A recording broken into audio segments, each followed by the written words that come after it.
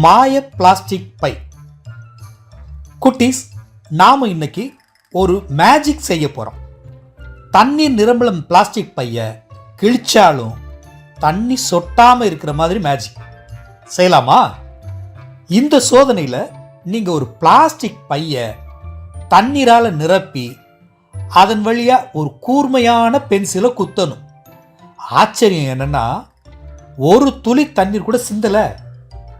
இதை செஞ்சு பார்க்கறதுக்கு உங்களுக்கு நல்ல தரமான ஜிப்லாக் பிளாஸ்டிக் பை, 2 கூர்மையான பென்சில், இதெல்லாம் தேவைப்படும்.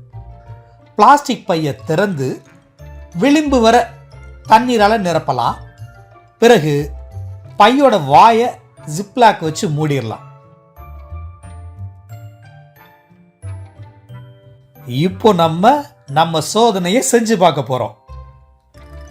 தண்ணீர் நிரம்பியிருக்க இந்த பிளாஸ்டிக் பைய ஒரு கூர்மையான பென்சிலை வச்சு குத்துறோம்.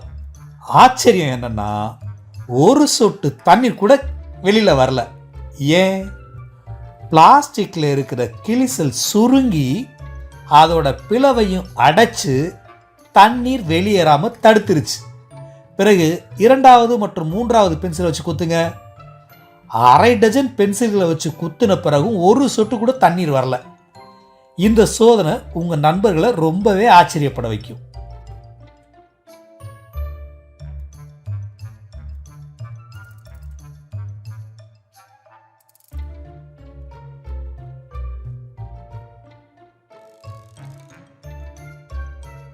இறுதியா ஒரு பெரிய நல்ல தரமான பிளாஸ்டிக் பையில தண்ணீரை நிரப்பி தண்ணீர் பையில ஒரு துளி கூட சிந்தாம 1 டஜன் பென்சில்களை வச்சு குத்தலாம்.